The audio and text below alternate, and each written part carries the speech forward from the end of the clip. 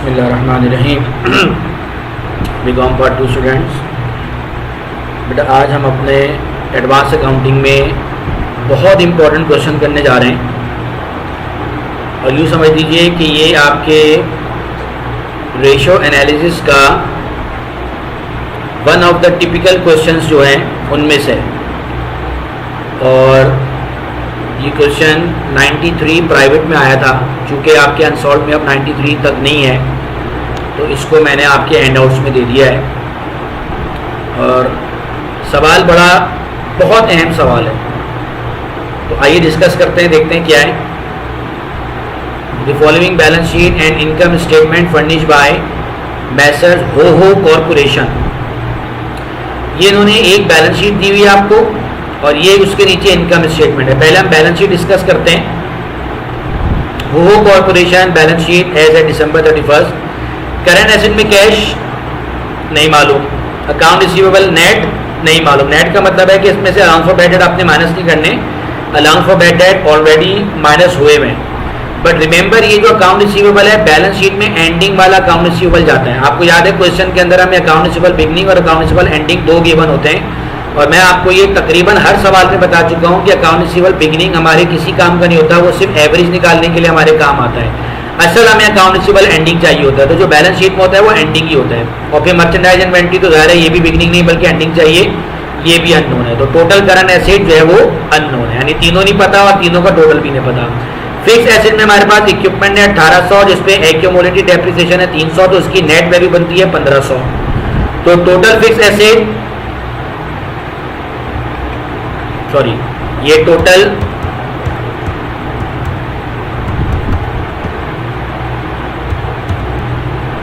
Fix asset ये आ गया 1500, सही है। टोटल करंट एसेट ये है और टोटल फिक्स एसेट ये है। चलिए ये मैं थोड़ा सा आउट हो गया था तो उसको मैं यहाँ लिख देता हूँ।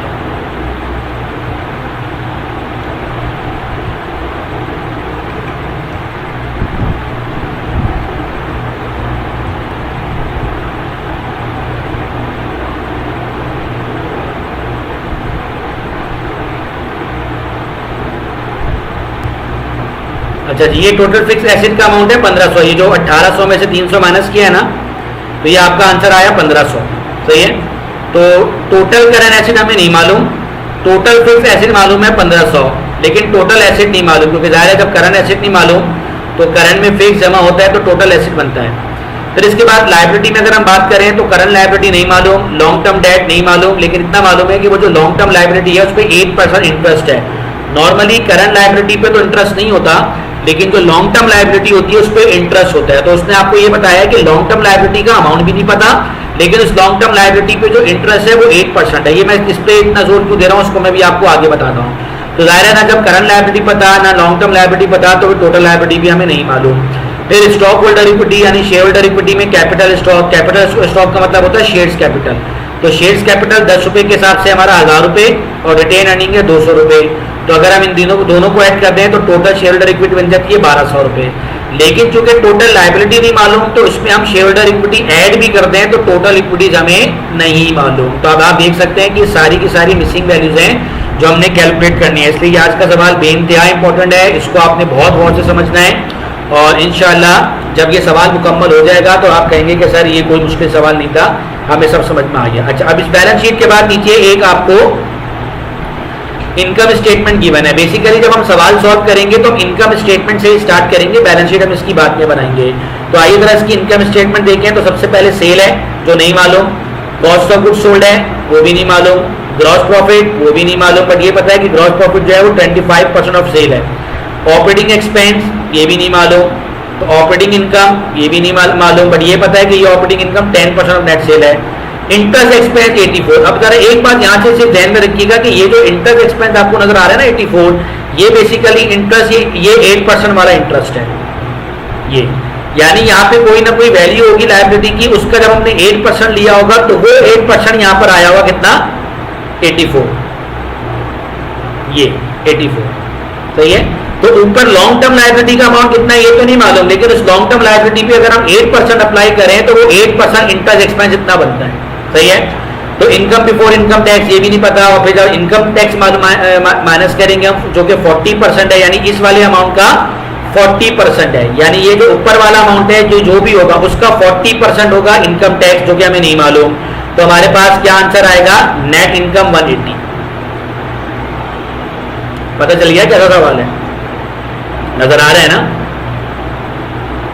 फिर इसके बाद आपको कुछ एडिशनल इंफॉर्मेशन दी है। बेसिकली जितनी एडिशनल इंफॉर्मेशन है ये हमारे अभी काम नहीं आएगी, क्योंकि अभी मैं इनकम स्टेटमेंट बनाने जा रहा हूं, तो इसको अभी हम संभाल के रखते हैं और इसका तस्करा करेंगे हम कल जब बैलेंस शीट बनाएंगे। हाउएवर आपको क्वेश्चन के अंदर पहले बैलेंस शीट दी हुई है, बाद में इनकम स्टेटमेंट दी हुई है, लेकिन हम पहले इनकम स्टेटमेंट सॉल्व करेंगे, उसके बाद हम बैलेंस शीट पे जाएंगे। ये जितना आपको एडिशनल डाटा नजर आ रहा है ना, ये एडिशनल डाटा, ये सारा का सारा हमारा बैलेंस शीट में काम आएगा, अभी फिलहाल इनकम स्टेटमेंट में काम नहीं आएगा। अच्छा, मे बी पॉसिबल आप सोच रहे हो कि सर इसमें इतनी छोटी छोटी वैल्यूज क्यों है, यानी 180 और 84, तो इसका क्या मतलब है? तो देखिए इसमें क्या लिखा हुआ है, इन थाउजेंड्स ऑफ रुपीज, यानी ये जो 84 है ना, इसके आगे 3 जीरो और हैं, और यहाँ पे मैं जितनी भी वैल्यूज कैलकुलेट करूंगा सबके आगे 3 जीरो और होंगे। जैसे यहाँ पे ये अगर 200 है तो इसके आगे 3 जीरो और है, अगर ये 1000 है तो उसके आगे 3 जीरो और है, अगर ये 1200 है तो उसके आगे 3 जीरो और है। इन्होंने वो जो थाउजेंड है ना, आखिर के 3 जीरो, वो उन्होंने वैल्यूज को कट करके वैल्यूज को छोटा कर दिया, इसलिए हमने जितनी भी वैल्यूज लेनी है ना वो आखिर के 3 जीरो को छोड़ के लेनी है। तो यहाँ पे ऑलरेडी वो 3 जीरो है ही नहीं। हाँ, एडिशनल डाटा में एक दो वैल्यू ऐसी हैं जिनके अंदर उन्होंने आपको आखिर के 3 जीरो भी दे दिए, जैसे कि ये बिगिनिंग इन्वेंटरी है 5 लाख, तो हमें इसके ये सारे 3 जीरो नहीं लेने, हमें सिर्फ 500 लेना है, क्योंकि ऊपर भी उसने हर जगह पे इन 3 जीरो को हटा दिया है, तो हम यहाँ पे भी हटा देंगे। इसी तरह आपके अकाउंट रिसीवेबल में भी 2,80,000 है, तो इसकी भी हम 3 जीरो हटा देंगे, सिर्फ 280 लेंगे। तो आइए बिस्मिल्लाह करते हैं, जरा एक नजर इसकी इनकम स्टेटमेंट देख लीजिए, और सवाल बहुत इंपॉर्टेंट है और अभी आपको पता चलेगा कि हमने इस सवाल में क्या करना है। चलिए आइए बिस्मिल्लाह करते हैं। बेसिकली फिलहाल तो मैं वो जो इनकम स्टेटमेंट अभी पीछे मैंने आपको बताई है ना, अभी तो मैं आपकी पूरी की पूरी एज इट इज यहाँ पे वो कॉपी कर रहा हूँ, और उसके अंदर हम वर्किंग्स मेंशन करेंगे कि किसकी हमने वर्किंग किस नंबर पे करनी है। तो आइए बिस्मिल्लाह करते हैं। सबसे पहले नेट सेल, जो कि नहीं पता, इसके आगे जो वर्किंग्स लिखी हुई है फिलहाल इन वर्किंग्स को आप इग्नोर कीजिए, क्योंकि कौन सी वर्किंग कब करनी है मैं आपको अभी थोड़ी देर के बाद बताऊंगा। इसमें से लेस करेंगे कॉस्ट ऑफ गुड्स सोल्ड, नहीं मालूम, एज पर क्वेश्चन आप अपने जो है वो हैंड आउट में भी देखते रहिए। फिर हमारे पास आंसर आएगा ग्रॉस प्रॉफिट, ये भी हमें नहीं मालूम, बस हमें इनकी हिंट जरूर दी हुई है, बट इनके अमाउंट हमें नहीं मालूम। फिर हम लेस करेंगे ऑपरेटिंग एक्सपेंस, तो ये भी नहीं मालूम। और फिर हमारे पास आंसर आएगा ऑपरेटिंग इनकम, जो कि 10% ऑफ नेट सेल है, तो ये भी नहीं मालूम। और फिर उसके बाद हम लेस करेंगे इंटरेस्ट एक्सपेंस। ये पूरी इनकम स्टेटमेंट में वाहिद एक ऐसा जो है वो पॉइंट है जो कि हमें मालूम है, इंटरेस्ट एक्सपेंस 84 रुपीज। और ये interest expense basically balance sheet में जो लॉन्ग टर्म डेट दिया हुआ है आपको, ये उसी लॉन्ग टर्म डेट पे 8% है। अगर वहां पे लॉन्ग टर्म डेट गिवन होता तो मैं उसका 8% निकालता तो वो 84 ही आता, सही है। लेकिन हमें वो लॉन्ग टर्म डेट कितना है वो तो नहीं मालूम, लेकिन उसका जो 8% है वो मालूम है, 84 रुपीज 12। फिर इसके बाद हमारा आंसर आएगा इनकम बिफोर इनकम टैक्स, जिसको हम शॉर्ट फॉर्म में IBIT भी कहते हैं। फिर हम इसमें से लेस करेंगे इनकम टैक्स, जो कि इस वाले अमाउंट का इनकम बिफोर इनकम टैक्स का 40% है, लेकिन जाहिर है जब हमें ये अमाउंट नहीं मालूम तो इसका 40% भी नहीं पता। तो हमारे पास जो आंसर आएगा वो क्या आएगी, नेट इनकम, और ये नेट इनकम हमें मालूम है 180 रुपीज, यानी कि इसके आगे 3 जीरो और हैं, हमें उन 3 जीरो को इग्नोर कर देना है, हमें वैल्यूज को शॉर्ट करके लिखना है। तो ये जितनी भी वैल्यूज आएंगी उनमें ये आखिर के 3 जीरो शामिल नहीं होंगे, यानी आखिर की 3 वैल्यूज शामिल नहीं होंगी। अब ऐसे सवाल के अंदर जो बच्चे सबसे ज्यादा जिस चीज में परेशान होते हैं वो इस बात पर होते हैं कि सर हम कौन सी वैल्यू को लेकर चलें, हम कौन सी मिसिंग वैल्यू को पहले कैलकुलेट करें, हमें ये बात समझ में नहीं आती। भाई देखो, आप लोगों ने कॉस्ट अकाउंटिंग में कुछ ऐसा सवाल भी किया जिसमें आपने बॉटम से सिरा पकड़ लिया, बॉटम से आप लड़खड़ाते ऊपर चलते रह गए, बीच में कोई माइनस में आता गया प्लस करते रहे, प्लस में आता गया माइनस करते रहे, माइनस में आता गया प्लस करते रहे, यहाँ तक कि आप बॉटम से चले और टॉप पे जाके आपने अपनी तमाम वैल्यूज को फाइंड कर लिया। बट ऐसा सवाल जिसके अंदर मैं किसी एक सिरे से चल ही नहीं सकता, मुझे ऊपर नीचे देखना पड़ेगा कि मैं कौन सी वैल्यूज को आसानी से कैलकुलेट कर सकता हूँ, तो बेटा ऐसा सवाल निस्बतन उस सवाल से मुश्किल होता है जिसमें आपको एक प्रॉपर वे में चलना होता है, वो आपको मालूम है, वो बड़ा सिंपल है। लेकिन ऐसे सवाल में आपके लिए बड़ी मुश्किल हो जाएगी जिसके अंदर आपको बीच बीच में ये देखना पड़ेगा कि मुझे कौन सी वैल्यूज को पहले कैलकुलेट करना चाहिए। तो आइए इसके लिए हम चलते हैं। ये मैंने आपके लिए कुछ यहाँ पे वर्किंग्स मेंशन कर दी हैं, जाहिर है जब ये सवाल सॉल्व होगा तो आपको अंदाजा होगा कि ये जो वर्किंग्स हैं ये किस तरीके से हुई हैं। तो ये वर्किंग 1 हम ये करेंगे, अब ये भी क्यों करेंगे पहले मैं आपको बताऊंगा। फिर working 2 working 3, working 7, working 5, working 6, working 4। अगर आप चाहें तो उसकी एक तस्वीर अपने सामने पिक ले लीजिए, ताकि जब क्वेश्चन आगे बढ़े तो आपको, क्योंकि पिछली स्लाइड आपको नजर नहीं आएगी, तो आप अपनी उस जो है वो तस्वीर से उसको देखते रहिएगा। सही है, तो चलें आगे। बड़ा टफ सवाल है लेकिन बहुत मजेदार सवाल है। तो ये आप लोग का कोई छोटा लेवल नहीं है, आप इंटरमीडिएट के बच्चे नहीं हैं, आपका भी लेवल हाई है, तो आपके पास सवाल भी ऐसे ही हैं। और बेटा अगर आपने इन जैसे सवाल कर लिए तो मिसिंग वैल्यूज वाले क्वेश्चन आपके लिए कोई मसला ही नहीं है। सही है, चलिए आगे चलते हैं। सबसे पहले हम मालूम करने जा रहे हैं वर्किंग नंबर 1 इनकम टैक्स।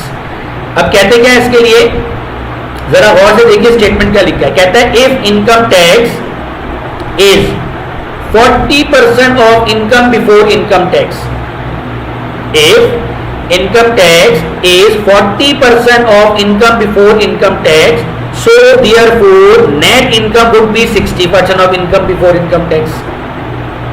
नहीं समझ में आई बात? नहीं समझ में आई बात? चलिए मैं आपको दोबारा बताता हूं।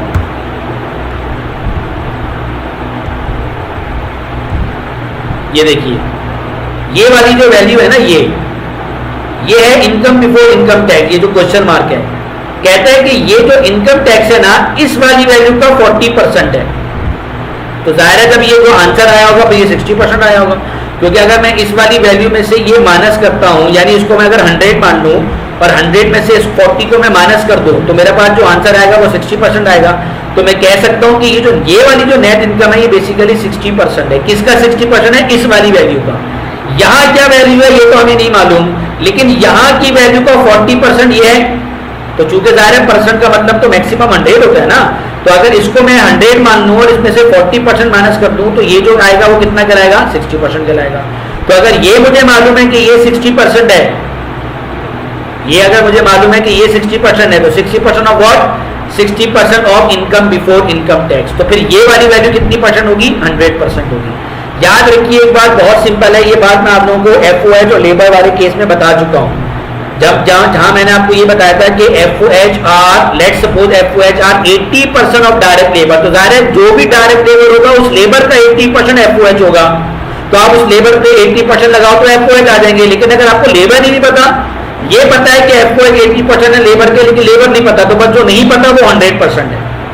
जो चीज जिस बेस पर आप परसेंटेज कैलकुलेट कर रहे हैं, अगर वो बेस नहीं मालूम तो फिर वो 100% मानी जाती है, इसके अलावा कोई चारा नहीं है।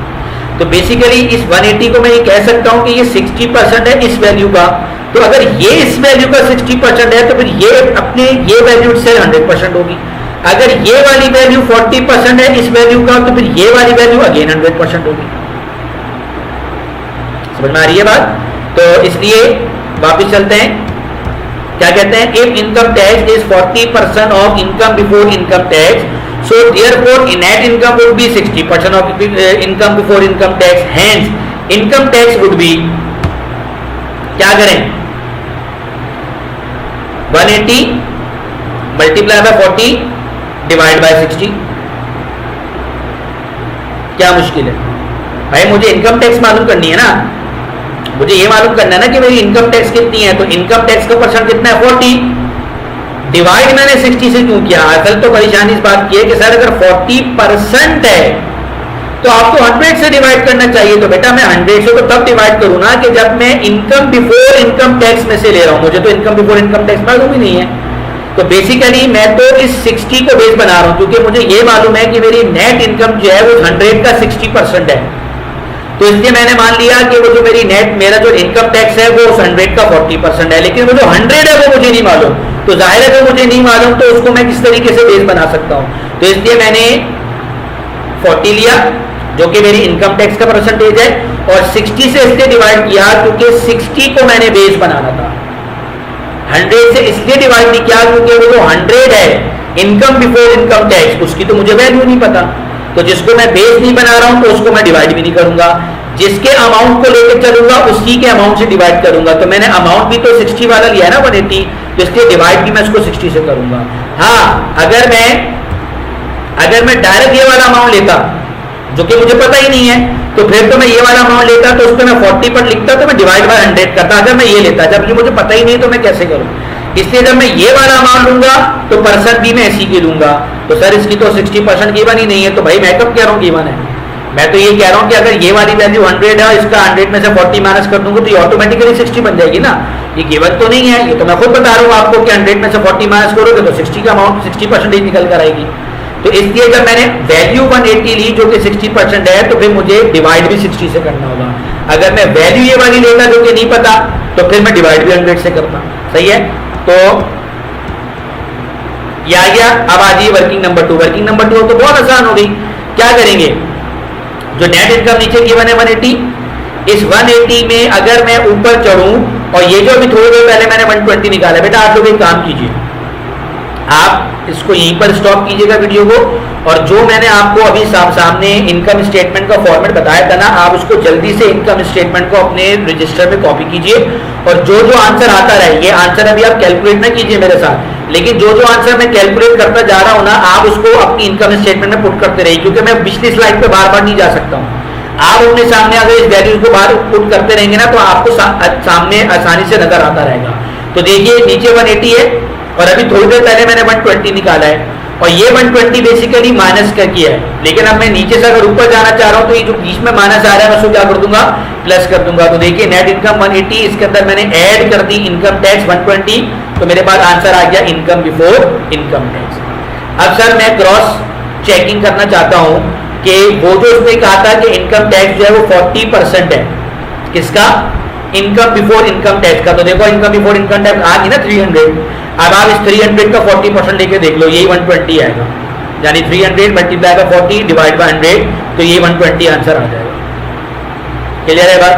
चलिए अब इसके बाद वर्किंग नंबर 3 है ऑपरेटिंग इनकम। अब ये बेसिकली ऑपरेटिंग इनकम कैसे आई है, इनकम बिफोर इनकम टैक्स में आपने ऐड कर दिए इंटरेस्ट एक्सपेंस। वजह, क्योंकि अगर आप अपनी इनकम स्टेटमेंट को देखें तो मैं जब ऊपर से नीचे आ रहा हूं तो operate income before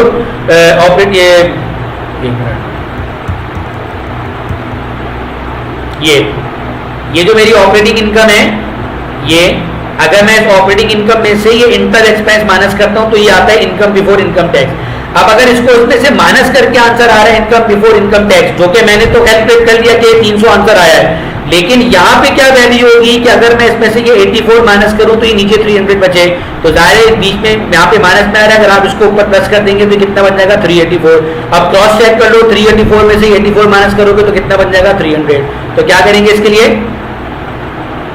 operating income के लिए income before income tax and interest expense, तो कितना बन गया आपका ऑपरेटिंग इनकम 384। और आगे 3 जीरो और है, उस 3 जीरो को आप फिलहाल इग्नोर कर दीजिए, हमारे किसी काम के नहीं है। अच्छा, अब चूंकि मेरे पास ऑपरेटिंग इनकम आ गई और इसमें ये मेंशन है कि ऑपरेटिंग इनकम जो है वो सेल का 10% है, हमने सेल के 10% से ऑपरेटिंग इनकम नहीं निकाली है, हम तो नीचे से ऊपर गए 300 में 84 प्लस किया तो हमारे पास 384 आंसर आया ऑपरेटिंग इनकम। लेकिन सिमिलरली उसके बारे में ये भी कहा जा रहा है कि ये जो आंसर जो भी होगा वो सेल का 10% माना जाएगा। अब सेल इटसेल्फ कितनी है ये नहीं पता, लेकिन ये मालूम है कि जितनी भी ऊपर सेल होगी अगर मैं उस सेल का 10% लूं तो सेल का 10% ये 384 बनेगा।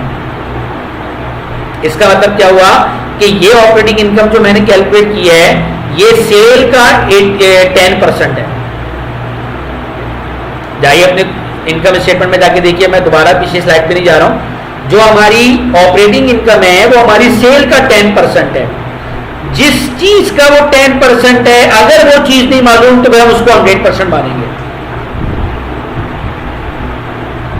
कोई चीज, जिस चीज का भी 10, 20, 30, 40% है, लेकिन वो जिसका 20, 30% है वो नहीं मालूम तो फिर वो 100% है। यानी ये ऑपरेटिंग इनकम सेल की 10% है, सेल नहीं मालूम तो सेल 100% है। ये ऑपरेटिंग इनकम 20% है सेल की, तो सेल नहीं मालूम तो सेल 100% है। ये ऑपरेटिंग इनकम अगर 10% है, कॉस्ट ऑफ गुड्स सोल्ड की, अगर हमें कॉस्ट ऑफ गुड्स सोल्ड नहीं मालूम तो फिर कॉस्ट ऑफ गुड्स सोल्ड 100% है। अभी नहीं है क्योंकि अभी तो ये सेल का 10% है ना, तो फिर सेल 100% है। तो बेसिकली मैं ये कह सकता हूं कि मुझे 384 जो कि इटसेल्फ 10% है, तो मुझे 10% तो मालूम है, लेकिन जिसका 10% है यानी नेट सेल का, वो नेट सेल मुझे नहीं मालूम तो फिर वो 100% है। तो फिर जब ऐसी सिचुएशन हो कि जो बेस, जिस चीज की बेस पे आपने 10% लिया था, अगर वो खुद नहीं मालूम तो फिर आप इस रेशो को, इस परसेंटेज को उलट कर देंगे। यानी 10% का मतलब तो है 10/100, इसके लिए हम कर देंगे 100/10। तो देखिए क्या हुआ, 384 मल्टीप्लाई बाय 100 डिवाइड बाय 10, कितनी आ गई आपकी नेट सेल, 3840।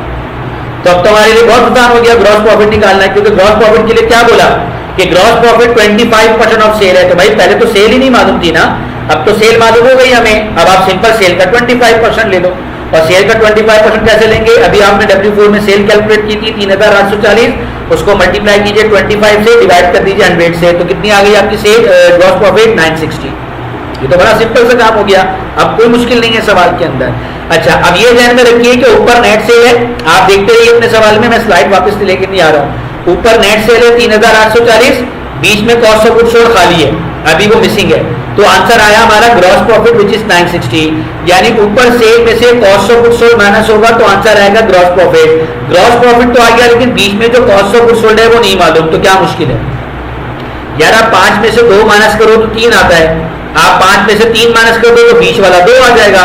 तो आप सेल में से cost of goods sold minus करते हैं तो ग्रॉस प्रॉफिट आता है, आप सेल में से नेट सेल में से ग्रॉस प्रॉफिट माइनस कर दोगे तो कॉस्ट ऑफ गुड्स सोल्ड निकल के आ जाएगा। सवाल में अब कुछ नहीं है, मतलब इंक्रीज बाय इनकम स्टेटमेंट के पोर्शन में, बैलेंस शीट तो अभी बाकी है, बैलेंस शीट तो टिपिकल है, लेकिन अब इनकम स्टेटमेंट में ऐसा कोई मुश्किल नहीं है, सही है जी। अच्छा, अब इसके बाद W7, ये भी बड़ा आसान है, ऑपरेटिंग एक्सपेंस। हमें मालूम है कि ग्रॉस प्रॉफिट है 960, इस ग्रॉस प्रॉफिट में से अगर हम माइनस करते हैं ऑपरेटिंग एक्सपेंस तो आती है ऑपरेटिंग इनकम, यानी पहली वाली वैल्यू में से अगर मैं दूसरी वाली वैल्यू माइनस करता हूं तो मेरे पास तीसरी वाली वैल्यू आती है। तो मैं कह सकता हूं कि ये पहली वैल्यू है, दूसरी वैल्यू ऑपरेटिंग एक्सपेंस मुझे मालूम करना है, जबकि तीसरी मुझे मालूम है ऑपरेटिंग इनकम। तो अगर आप ऊपर से नीचे आ रहे हैं और बीच वाली वैल्यू को उसको माइनस करके थर्ड वैल्यू आती है, अगर बीच वाली वैल्यू नहीं है तो आप उस बीच वाली वैल्यू को स्किप करके उसको मालूम करने के लिए पहली में से तीसरी वैल्यू माइनस कर दोगे तो आपके पास दूसरी वाली वैल्यू निकल के आ जाएगी। तो ऑपरेटिंग एक्सपेंस के लिए आपने क्या किया, gross profit minus operating income, तो ये आपका आंसर आ गया ऑपरेटिंग एक्सपेंस 576। क्या समझे।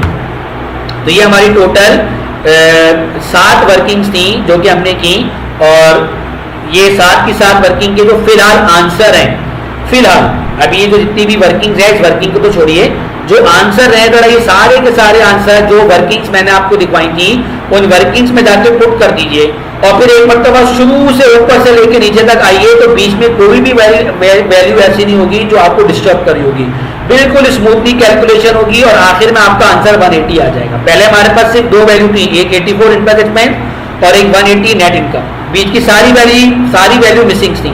तो ये हमने सारी वैल्यू कैलकुलेट कर ली। अब इसको आसान तरीका चेक करने का, अब आप जो है वो फ्रॉम टॉप टू बॉटम चलते हुए आइए, जो माइनस हो रहा है माइनस करो, प्लस हो रहा है प्लस करो, बीच में जितने भी आंसर आते रहेंगे वो सब आपके मैच हो जाएंगे, कोई मसले की बात नहीं, क्लियर है।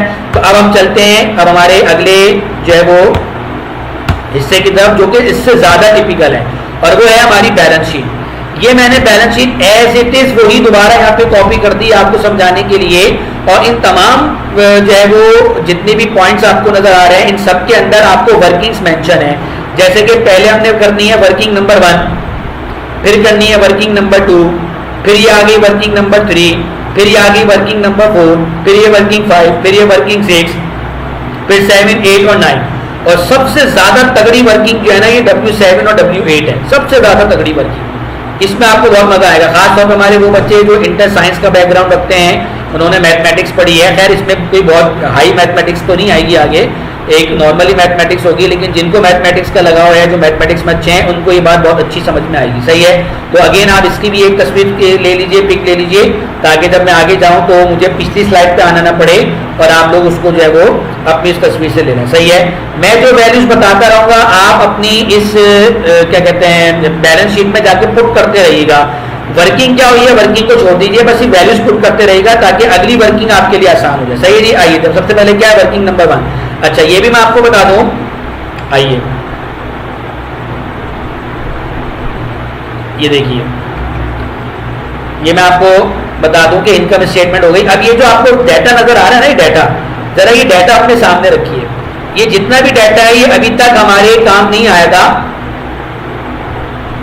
जब मैं इनकम स्टेटमेंट बना रहा था तो मुझे इनकम स्टेटमेंट बनाते वक्त इस डाटा की जरूरत नहीं पड़ी थी, लेकिन अब जब मैं बैलेंस शीट बनाऊंगा तो इस बैलेंस शीट के लिए मुझे इस डाटा की जरूरत पड़ेगी। तो मैं एक नजर ये डाटा पढ़ रहा हूँ, आप लोग अपने जो है वो इसमें में निकाल के रखिएगा, मैं वापस दोबारा नहीं आऊंगा इस पे। कहते हैं द इक्विटी रेशियो इज 40%। तो भाई पहली बात तो ये कि रेशियो कभी भी परसेंटेज में होता ही नहीं है। रेशियो को अगर आपने बोलना है तो आप बोल सकते हैं 0.4:1। तो अगर वो कभी परसेंटेज दे दे और उसके साथ लिखे रेशियो, तो आप उस 40% को डिवाइड कर दो 100 से, यानी 40 को 100 से डिवाइड कर दो तो आंसर बन जाएगा 0.4। परसेंटेज का मतलब होता है अपॉन 100, रेशियो का मतलब होता है 1:1, यानी जो भी वैल्यू होगी उसके साथ आपने रेशियो 1 लगाना है। तो मैं कह सकता हूं कि जो 40% है, अगर मैं उसको रेशियो में कन्वर्ट करना चाहूं तो मेरा कैलकुलेटर मुझे इसका आंसर बताएगा 0.4, और रेशियो में 1 आपने खुद लगाना होता है। तो आप एक काम कीजिए, अपने हैंडआउट्स में इस 40% को 0.4:1 कर दीजिए। 4:1 मत कर दीजिएगा, 4:1 तो तब होगा जब ये 400% होगा, सही है, तो इसलिए ख्याल कीजिएगा जरा। और डेट रेशियो कहता है 60%, और 60% को भी अगर मुझे रेशियो में कन्वर्ट करना है तो उसको मैं क्या लिखूंगा 0.6:1। और एक बात मैं आपको और पते की बता रहा हूं, डेट और इक्विटी इन दोनों का रेशियो अगर जमा किया जाए तो ये 100% बनना चाहिए। यानी डेट अगर 40% है तो वो, अगर इक्विटी अगर 40% है और वो डेट के बारे में नहीं बता रहा तो फिर डेट 60% होगा, क्योंकि ज़ाहिर है 40 में 60 ऐड करूंगा तो 100 बनेगा। अगर इक्विटी रेशियो 60% है और डेट रेशियो नहीं बताया तो फिर हम खुद से एज्यूम कर लेंगे कि डेट 40% होना चाहिए, क्योंकि फाइनेंशियल स्ट्रक्चर के अंदर दो चीजें होती हैं, एक आपकी एक्सटर्नल इक्विटी और एक इंटरनल इक्विटी। एक्सटर्नल इक्विटी का मतलब आपके डेट्स हैं, आपकी लायबिलिटीज हैं, डेट का मतलब बेसिकली लायबिलिटी, और जो इक्विटी है वो आपकी इंटरनल शेयर होल्डर इक्विटी है। इन दोनों का जब जमा करते हैं तो वो 100% बनना चाहिए। वैसे तो आपने पिछले जो सवाल किए हैं उनमें आपने डेट रेशियो निकाला तो कभी डेट रेशियो आया 40%, तो इक्विटी रेशियो आ रहा है 70%। वो सवाल उस तरीके से नहीं बनाया गया जिसकी वजह से उसके डेट और इक्विटी का टोटल 100 नहीं आ रहा। बट ऐसे सवालों में जिसके अंदर वो आपको किसी एक का रेशियो बता दे और दूसरे का ना बताए, तो फिर ये हम एज्यूम कर लेंगे कि इन दोनों का फाइनेंशियल स्ट्रक्चर के अंदर जो हिस्सा है वो कुल मिला के 100 होना चाहिए, और अगर एक का बता दिया तो दूसरा हम खुद ब खुद एज्यूम कर लेंगे। तो अगर ये 40 है तो अंडरस्टूड है 60 होगा, ये 50 है तो भी ये भी 50 होगा, ये 30 है तो ये 70 मान लेंगे, ये 75 है तो उसको 25 मान लेंगे। क्लियर है? वैसे तो खैर अभी मेंशन है, लेकिन फिलहाल जो समझने की बात है वो क्या है कि इसको हमने रेशियो में कन्वर्ट कर दिया। आप पेंसिल से लिख दीजिए 0.4:1 और यहाँ लिख दीजिए 0.6:1। फिर बड़ी इंपॉर्टेंट बात है, only interest expense was on long term date. याद कीजिए अभी थोड़ी देर पहले जब हम लोग ये इनकम स्टेटमेंट डिस्कस कर रहे थे तो इनकम स्टेटमेंट के अंदर इंटरेस्ट एक्सपेंस आया था ये 84, और जब बैलेंस शीट के अंदर हमने देखा था तो बैलेंस शीट के अंदर भी क्या मेंशन था कि यहाँ पे जो लॉन्ग टर्म डेट है उसकी जो भी अमाउंट है उसका 8% जो है ना वो उस पर इंटरेस्ट है, और वो 8% इंटरेस्ट आपकी इनकम स्टेटमेंट के अंदर मेंशन है। सर हमें कैसे पता लगा कि ये 84 बेसिकली वही वाला 8% है? तो बेटा जो भी आपकी लायबिलिटी लॉन्ग टर्म डेट्स होंगे उस पर जो इंटरेस्ट होगा वही आपकी इनकम स्टेटमेंट में आएगा ना, कोई अलग बाहर से थोड़ी आएगा वो। ओके, फिर इसके बाद द बिगिनिंग इन्वेंटरी वॉज, हाँ ये बड़ी इंपॉर्टेंट चीज है, the beginning inventory was ₹5 lakh. चूंकि हमने इन तमाम सवालों के अंदर आखिर के 3 जीरो को इग्नोर किया, इसके बाद यहाँ के भी 3 जीरो काट दीजिए जो कि गलती से इन्होंने दे दिए, तो हम यहाँ पे सिर्फ 500 को कंसिडर करेंगे, और इन्वेंटरी टर्नओवर जो है वो 4.8 टाइम्स है। फिर करंट रेशियो है 2:1 और क्विक रेशियो है 1.07:1। The beginning balance of account receivable was ₹2,80,000। अब इसके भी मजीद 3 जीरो काट दीजिए, उसको हम 280 कंसिडर करेंगे, और अकाउंट रिसीवेबल टर्नओवर है 12.8 times, and all sales were made on account. ये इसलिए बता दिया क्योंकि जब मैं टर्नओवर का जो है फॉर्मूला लगाऊंगा रिसीवेबल, तो रिसीवेबल टर्नओवर में मुझे सिर्फ क्रेडिट सेल चाहिए होती है, टोटल सेल नहीं चाहिए होती, यानी कैश सेल का पोर्शन नहीं चाहिए होता। और ये मैं आपको बात बता चुका हूँ कि इस चैप्टर के अंदर अगर ये मेंशन ना हो कि कितनी क्रेडिट है और कितनी कैश है तो हम सारी की सारी क्रेडिट मान लेंगे। क्लियर है बात? चलिए आइए आगे चलते हैं। ये देखिए ये आपकी वही इनकम स्टेटमेंट बैलेंस शीट आ गई। अब हम चलें आगे, हमें सबसे पहले मालूम करना है W1 यानी कि टोटल एसेट। आइए बिस्मिल्लाह करते हैं। कहते हैं as we know that the equity ratio is 40% which is equals to 0.4:1। अगर मैं इस परसेंटेज को रेशियो में कन्वर्ट कर दूं, and the total share holder equity is 1200। या आप जाके अपनी बैलेंस शीट के दूसरे वाले हिस्से में जाके देख लीजिए कि टोटल शेयर होल्डर इक्विटी आपको 1200 दी है। अच्छा ये भी मैं आपको बात बता दूं कि वैसे हमने इस चैप्टर के अंदर बैलेंस शीट उल्टी बनाना सीखी थी, यानी एसेट इस तरफ होते थे और इक्विटी दूसरी साइड पर होती थी ना, सॉरी इक्विटीज हमारी एसेट वाली साइड पर होती थी और एसेट इक्विटी वाली साइड पर होते थे, बट इसमें इन्होंने आपको वैसी दी हुई जैसे एक सोल प्रोप्राइटरशिप की होती है। तो तो चूंकि उन्होंने जैसी दी हुई हम उसको वैसे ही फॉलो कर रहे हैं, अदरवाइज कंपनी अकाउंटिंग की बैलेंस शीट फर्म के और सोल प्रोप्राइटरशिप से जो है वो उलट होती है। Now if we apply the formula of equity ratio then we get the value of total asset. कैसे? अगर मैं आपसे कहूं कि मैं इक्विटी रेशियो का फॉर्मूला लगा रहा हूं, तो पहले तो बताओ इक्विटी रेशियो का फॉर्मूला क्या होता है? Total share holder equity divide by total assets. क्योंकि ये परसेंटेज नहीं है इसलिए रेशियो में मल्टीप्लाई एंड वेट नहीं होता। तो देखिए ये 0.40:1 है, ये लिख दिया मैंने equity ratio 0.40:1। Total share holder equity यानी टोटल स्टॉक होल्डर इक्विटी जाके देख सकते हैं आप अपने राइट साइड पे एक सवाल में 1200 दी हुई है। और टोटल एसेट जो कि मुझे मालूम करना उसको मैंने क्या नाम दे दिया? एक्स। याद रखिए ये तो आप मैथमेटिक्स से पढ़ते हुए आ रहे हैं, जो चीज अननोन होती है हम उसको एक्स का नाम दे देते हैं। सही है। अच्छा अब ये मैं आपको पिछले वाले सवाल में भी बता चुका हूं कि रेशियो जब इस तरीके से लिखा जाता है तो उसको हम पे अपॉन में ले लेते हैं, यानी लेफ्ट वाली साइड न्यूमरेटर बन जाती है और राइट वाली साइड डिनोमिनेटर बन जाती है। तो देखिए क्या करेंगे अब हम, ये लिखा 0.4/1 और 1200x। अब ये क्या बन गई? क्रॉस मल्टीप्लीकेशन की सूरत बन गई। ये 0.40 इससे मल्टीप्लाई हो जाएगा, 1200 इससे मल्टीप्लाई हो जाएगा। तो 1200 को 1 से मल्टीप्लाई करेंगे 1200 रहेगा, x को हम एक जगह छोड़ देंगे और 0.4 को नीचे लाके डिवाइड कर देंगे। अब x क्या था हमारे लिए? Total asset. तो देखिए टोटल एसेट की वैल्यू कितनी बनी? 3000। अब वो जो आपने बैलेंस शीट ड्रॉ की है ना, जाइए फौरन जाके टोटल एसेट में जाके 3000 लिख दीजिए। ये आप साथ साथ लिखते रहेंगे तो आपको ज्यादा बेहतर समझ में आएगी बात। अच्छा अब आ जाइए वर्किंग 2 में। वर्किंग 2 तो बहुत आसान है, क्यों? क्योंकि वर्किंग 2 है टोटल इक्विटीज, और हम क्या कहते हैं, हमारा नजरिया क्या कहता है? As we know that total asset and total equities must be equal, so therefore total equities will also be ₹3000 as the total of asset. भाई जब एसेट का टोटल 3000 आया तो भाई ये आके बंद करके ये बात तय है कि इक्विटी का टोटल भी 3000 ही आना चाहिए। तो इसलिए अगर आपको दोनों में से कोई एक टोटल मालूम हो और एक टोटल मालूम ना हो, तो अगर एक टोटल आप कैलकुलेट कर चुके हैं तो दूसरा टोटल कैलकुलेट करना मुश्किल नहीं है। जो एक टोटल का आंसर है वही आप दूसरे टोटल में जाके लिख देंगे। क्लियर है? दो बातें हो गई। अब आ जाइए वर्किंग नंबर 3 पे, टोटल लायबिलिटीज। बहुत इंपॉर्टेंट लेकिन बहुत आसान, कोई मुश्किल बात नहीं है। कैसे भाई? अगर मैं टोटल इक्विटीज जो मैंने अभी आपके सामने लिखी 3000, ये 3000 दो चीजों का मजमुआ है, एक लायबिलिटीज के टोटल का और एक शेयर होल्डर इक्विटी के टोटल का। अब शेयर होल्डर इक्विटी का टोटल तो मुझे मालूम है 1200 है, लेकिन 1500 है। एक मिनट,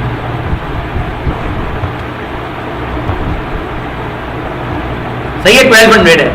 तो अब हम क्या करेंगे कि टोटल इक्विटीज है मेरे पास 3000, अगर मैं उसमें से वो 1200 माइनस कर दूं जो टोटल लायबिलिटीज है, तो मेरे पास क्या आंसर आ जाएगा? Total share holder equity minus कर दूं जो 1200 है, तो मेरे पास क्या आंसर आ जाएगा? Total liabilities. Basically total equities are equals to 2 elements, number 1 is total liability and number 2 is total share holder equity. तो इन दोनों को जमा करेंगे तो टोटल इक्विटीज आएंगी। तो टोटल इक्विटी तो मालूम है 3000 है, और इसमें से भी ये मालूम है कि 1200 जो है वो शेयर होल्डर इक्विटी है। तो अगर मैं 3000 में से वो 1200 माइनस कर दूं तो 1800 रुपए हमारी लायबिलिटी होगी। लेकिन अब इस लायबिलिटी में भी जाके देखिए सवाल में 2 लायबिलिटीज हैं, एक करंट लायबिलिटी और एक लॉन्ग टर्म डेट। अभी मुझे इसमें लॉन्ग टर्म डेट नहीं मालूम कि वो मेरा लॉन्ग टर्म डेट कितना है। सही है? तो अभी ये मुझे दोनों चीजें मालूम करनी है, करंट कितनी है और लॉन्ग टर्म कितनी है। जब करंट और लॉन्ग टर्म दोनों को ऐड करूंगा तो दोनों मिला के कितनी बननी चाहिए? 1800 बननी चाहिए। सही है? आइए अब मुझे मालूम करनी है टोटल करंट एसेट्स, और टोटल करंट एसेट के लिए हमारे पास टोटल एसेट गिवन है। अब मैं वापस आ गया अपनी लेफ्ट वाली साइड पे, टोटल एसेट 3000 गिवन है। अच्छा अब ये भी बात ध्यान में रखिए कि टोटल एसेट खुद भी दो चीजों पर मुश्तमिल होते हैं, एक करंट लायबिलिटी का टोटल और एक करंट एसेट का टोटल और एक फिक्स एसेट का टोटल।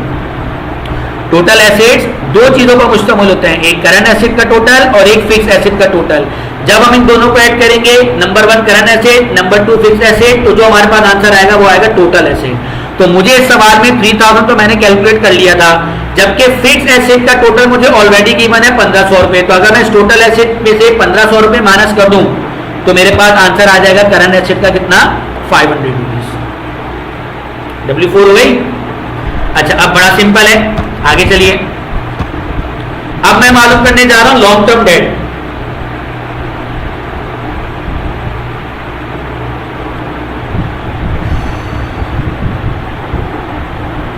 याद है अभी थोड़ी देर पहले जब इंटरेस्ट एक्सपेंस हमने लिखा देखा था तो वो था 384 रुपीज इंटरेस्ट एक्सपेंस, और वो 8% था किस पे, लॉन्ग टर्म डेट पे। अब अगेन वही वाली सिचुएशन बन गई कि एक चीज की ये तो मालूम है कि एक चीज किसी चीज का 8% है जो कि 84 है, लेकिन वो खुद कितना परसेंट है ये नहीं मालूम। तो ये बात तो बेटा हम कई मरतबा डिसाइड कर चुके हैं कि जिस चीज की बेस पर हमने परसेंटेज दी थी अगर वही नहीं मालूम तो उसको फिर हम 100% मान लेंगे और जो हमारा परसेंटेज है उसको उलट कर देंगे। यानी मैं जो है वो क्या करूंगा, as we know that interest expense is 84, और आगे मैंने हवाला दे दिया see income statement which is 8% on long term debt, जो कि लॉन्ग टर्म डेट का 8% है। तो लॉन्ग टर्म डेट इटसेल्फ कितने परसेंट होंगे, यकीन 108% होंगे जो हमें नहीं मालूम। तो हम क्या करेंगे, इस 84 का सहारा लेंगे, जो 84 इटसेल्फ कितना परसेंट है, 8% है, और ये है किसका 8%, लॉन्ग टर्म डेट का 8% है। तो हमने लॉन्ग टर्म डेट को 100% माना और इसका जो परसेंटेज है उसको हमने रिवर्स कर दिया, और 8% का मतलब 8/100 होता है। हमने 100% मालूम करना था तो हमने 100/8 कर दिया, तो कितना बन गया ये 1050 रुपये। अब बताइए आपको टोटल लायबिलिटीज तो मालूम थी ना कितनी थी, जाके देखिए 1800 आई थी। उस 1800 में दो चीजें थी, एक करंट लायबिलिटी और एक लॉन्ग टर्म लायबिलिटी। तो करंट तो नहीं मालूम, लॉन्ग टर्म मैंने निकाल दी। तो करंट क्या मुश्किल है भाई, जब आपको ये मालूम है कि हमारी लायबिलिटी का टोटल 1800 है और उस टोटल 1800 में 1050 आपका लॉन्ग टर्म है, तो बाकी जो बचा वो क्या हुआ, करंट हुआ। तो ये लीजिए total liabilities 1800 minus long term date 1050, तो ये हमारा आंसर आ गया टोटल लायबिलिटी 750। अब आपकी जो राइट हैंड साइड है वो पूरी मुकम्मल हो चुकी है, जाके देख लीजिए। मैं चाहूं तो आपको ऊपर से बता दूं, करंट लायबिलिटी अभी भी निकाली मैंने 750, सॉरी ये थोड़ा सा गलत हो गया, ये करंट लायबिलिटी है, टोटल करंट लायबिलिटी है, टोटल लायबिलिटी नहीं है। तो ये हमारी टोटल करंट लायबिलिटी आ गई कितनी, 750। तो current liability 750, long term liability 1050, इन दोनों को ऐड किया तो कितनी बनी 1800। ये 1800 टोटल लायबिलिटी में चली गई। शेयर होल्डर इक्विटी आपको पहले से मालूम थी, 1000 रुपए आपका कैपिटल स्टॉक था और 200 रुपए आपकी रिटेन अर्निंग थी। तो टोटल हो गया वो 1200 रुपए, 1800 1200 को जमा किया तो 3000 आपकी इक्विटी साइड होगी मुकम्मल। एसेट साइड पे अभी तक आपके पास टोटल एसेट आ गए 3000, फिक्स एसेट पहले से मालूम थे, नेट डेप्रिसिएशन माइनस करके 1500, और टोटल करंट एसेट आ गया 1500। अब जो सबसे इंपॉर्टेंट चीज है बाकी रह गई 3, जिसकी सबसे ज्यादा इंपॉर्टेंट वर्किंग है, वो कौन कौन सी है, कैश, एक अकाउंट रिसीवेबल और एक मर्चेंडाइज इन्वेंट्री। तो अब जरा बहुत तहम्मुल से बात को समझिएगा, क्योंकि असल बात समझने की अब यहीं से स्टार्ट हो रही है, असल आपको यहीं से जो है वो मसला होगा जी। तो अब हम यहाँ पे कैलकुलेट करने जा रहे हैं सबसे पहले क्या, इन्वेंट्री एंडिंग। याद रखिए अगर आप उसके एडिशनल इंफॉर्मेशन में जाएं तो उसने एडिशनल इंफॉर्मेशन में आपको बताया इन्वेंट्री बिगिनिंग, और इसके अलावा इसने आपको इन्वेंट्री टर्नओवर का टाइम बताया और इन्वेंट्री बिगिनिंग बताई है, जबकि बैलेंस शीट में बिगिनिंग इन्वेंट्री नहीं आती, बैलेंस शीट में एंडिंग इन्वेंट्री आती है। हमें यहाँ पे मालूम करनी है एंडिंग इन्वेंट्री, इसलिए बहुत तहम्मुल से गौर से समझिएगा, मुश्किल कुछ भी नहीं है, लेकिन यहाँ पे मैथमेटिकली आपको प्रॉब्लम हो सकती है, इसलिए बात को गौर से समझिएगा। ये देखिए सबसे पहले मैंने यहाँ पे इन्वेंट्री एंडिंग मालूम करने के लिए टाइम ऑफ इन्वेंट्री टर्नओवर का सहारा लिया। अब इन्वेंट्री टर्नओवर का फॉर्मूला क्या है, cost of goods sold divide by average inventory. अब cost of goods sold inventory का टाइम आपको मालूम है, जो टाइम ऑफ इन्वेंट्री टर्नओवर है वो है 4.8 टाइम्स, ये आपको सवाल में गिवन है। जबकि cost of goods sold income statement में जाके देखिए 2880 निकाली थी, तो जहां हमें इनकम स्टेटमेंट का सहारा लेना होगा हम इनकम स्टेटमेंट का सहारा लेंगे। जबकि एवरेज इन्वेंट्री के लिए मुझे यहाँ पे अब लिखना पड़ेगा कि average inventory is equals to inventory beginning plus inventory ending divide by 2। भूल गए, याद नहीं आ रहा आपको कि जब हम एवरेज इन्वेंट्री और एवरेज रिसीवेबल की बात करते हैं तो average are always equals to, average is always equals to beginning plus ending divide by 2।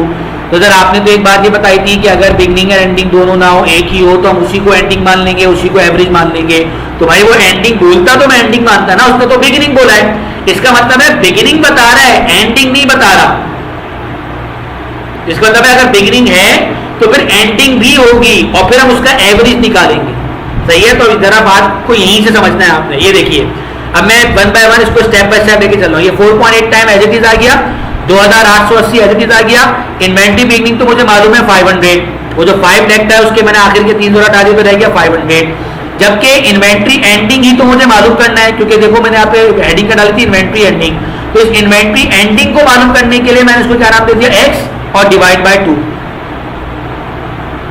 सही है। अगेन 4.8 टाइम दोबारा आ गया। अब ये देखो ये डिवीजन में भी सब डिवीजन हो रहा है, यानी 2880 डिवाइडेड बाय 500 प्लस x फिर डिवाइड बाय 2। तो भाई अगर सब डिवीजन हो रहा है यानी डिवाइड में भी दोबारा डिवाइड हो रहा है, तो उसका तरीका क्या होता है कि जो आपका ये 2 है आप उसको ऊपर न्यूमरेटर से जाके मल्टीप्लाई कर देंगे। तो ये आपने 2880 को 2 से मल्टीप्लाई कर दिया, नीचे क्या रह गया 500 प्लस x। क्लियर है। अब मजीद सिंप्लीफिकेशन करते हैं। 4.8 दोबारा आ गया एज इट इज, इसको इससे मल्टीप्लाई किया तो आंसर आ गया 5760 और दोबारा आ गया 500x। अब ये देखिए क्रॉस मल्टीप्लिकेशन की सूरत बन गई। इस 4.8 के नीचे तो मैं मान लेता हूं 1 है और इसके नीचे है 500x, तो इसको उठा के मैं वहां पे ले जाऊं, ये यहाँ पे डिवाइड हो रहा है वहां पे मल्टीप्लाई हो जाएगा। तो ये देखिए 500x multiply by 4.8 is equal to 5760। अब इस 500 को मैं 4.8 से मल्टीप्लाई करूंगा तो आंसर बन गया 2400 और x को 4.8 से मल्टीप्लाई करूंगा तो ये आ जाएगा 4.8x और ये एज इट इज आ गया 5760। अब ये 2400 यहाँ पे प्लस की पोजीशन पर है, मैं उसको वहां पे जाके माइनस कर दूंगा तो यहाँ पे क्या रह जाएगा खाली 4.8x इज इक्वल टू 5760 और ये 2400 प्लस में यहाँ पे आके माइनस हो गया। अब इसमें से इसको हम माइनस कर देंगे तो ये बन गया x, इसको x को मैंने इधर ही छोड़ा, इसमें से इसको माइनस किया तो बना 3360 और ये 4.8 यहाँ पे मल्टीप्लाई हो रहा था, यहाँ पर आके क्या हो गया डिवाइड। अब इसको मैं इससे डिवाइड कर दूंगा तो मेरे पास क्या आ जाएगा x और x क्या था इन्वेंट्री एंडिंग। सोचा था कभी फर्स्ट ईयर में बैलेंस शीट पढ़ते हुए कि जो तुम लोगों को साफ लिखा दिया होता है तो उठा के बैलेंस शीट में पुट करते, ये इस तरीके से कैलकुलेशन होती है। तो ये आ गया आपका x inventory ending is equal to 700। अब आप जाइए अपनी बैलेंस शीट में और जहां पे W7 था वहां पे जाके इन्वेंट्री रख दीजिए। पहले तो ये बताइए टोटल करंट एसेट कितने थे हमारे 1500। उस 1500 में 3 आइटम है, एक कैश, एक अकाउंट रिसीवेबल और एक मर्चेंडाइज। उस 1500 में से 700 मर्चेंडाइज आ गई, तो अभी भी कितने बाकी हैं 2। तो सर दोनों को आधा आधा बांट दें, 400 कैश में डाल दें, 400 इन्वेंट्री में डाल दें, ऐसा थोड़ी हो रहा है। अगर ऐसी बात थी तो मैं इस 1500 को ही इक्वली बांट देता 500 500 500 तो फिर रह क्या जाता हमारे पास, ऐसा नहीं है। अब सेम ऐसी वर्किंग में अकाउंट रिसीवेबल के लिए करूंगा। आ जाइए W8 पे अकाउंट रिसीवेबल एंडिंग। अब अकाउंट रिसीवेबल एंडिंग के लिए मैं टाइम्स ऑफ रिसीवेबल टर्नओवर का सहारा लूंगा, जो कि जिसका फॉर्मूला है net credit sale divide by average account receivable. अब time of account receivable turnover तो आपको मालूम है 12.8 टाइम, जबकि नेट क्रेडिट सेल अब मैं कहां से लाऊं, तो बेटा वो जो इनकम स्टेटमेंट बनाई थी वहां से आएंगे। इसलिए आपको समझ में आया कि मैंने पहले इनकम स्टेटमेंट क्यों बनाई। हाउएवर क्वेश्चन के अंदर पहले बैलेंस शीट थी बाद में इनकम स्टेटमेंट थी, लेकिन चूंकि मुझे मालूम था कि जब मुझे बैलेंस शीट बनानी होगी तो मुझे इनकम स्टेटमेंट में से कुछ आइटम उठाने होंगे, तो इसलिए पहले मैंने इनकम स्टेटमेंट बनाई ताकि जब मुझे बैलेंस शीट में इनकम स्टेटमेंट के आइटम की जरूरत पड़े तो मैं वहां से उठा लूं। और फिर उसके बाद वैसे ही जैसे वहां पे इन्वेंट्री बिगनिंग और एंडिंग थी, यहाँ पे मैंने लिख दिया रिसीवेबल यानी account receivable beginning plus account receivable ending divide by 2। सही है। अब देखिए आपको रिसीवेबल बिगनिंग मालूम है, यकीनन एंडिंग नहीं मालूम, तो कभी तो उसने बिगनिंग दिया ताकि एंडिंग आप खुद निकालो।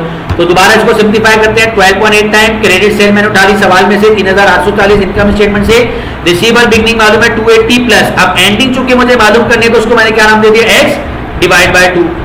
सही है। अब ये देखिए 2 यहाँ पे डिवाइड है यानी डिवीजन में भी सब डिवीजन हो रहा है, तो मैं उसको ऊपर ले जाके क्या कर दूंगा मल्टीप्लाई कर दूंगा 3840 से। तो देखिए दोबारा 12.8 time is equal to 3840 multiply by 2 और नीचे से क्या रह गया 280 प्लस x।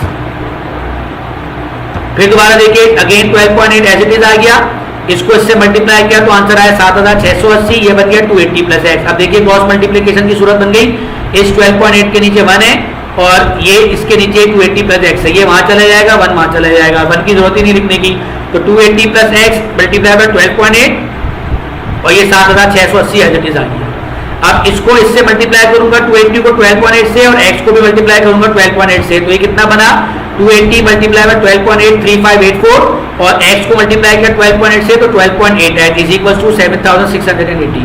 अब देखिए ये 3584 प्लस में इसको मैं वहां पे जाके इससे माइनस कर दूंगा, तो यहाँ पे सिर्फ क्या रह जाएगा 12.8x is equal to 7680 minus 3584। अब ये देखिए ये x इसके साथ मल्टीप्लाई हो रहा है, x को मैं एक जगह छोड़ दूंगा और 12.8 को इसमें से इसको माइनस करके जो आंसर आएगा उसमें से इसको डिवाइड कर दूंगा। तो देखिए क्या बना x इज इक्वल टू 7680 में से 3584 माइनस किए तो आंसर आया 4096। अब 12.8 मल्टीप्लाई हो रहा था, यहाँ पर आके क्या हो जाएगा डिवाइड। अब जब मैं इसको इससे डिवाइड करूंगा तो हमारे पास आंसर क्या आएगा x और एक्स क्या था हमारा अकाउंट रिसीवेबल एंडिंग। तो देखिए हमारा अकाउंट रिसीवेबल कितना बन गया 320।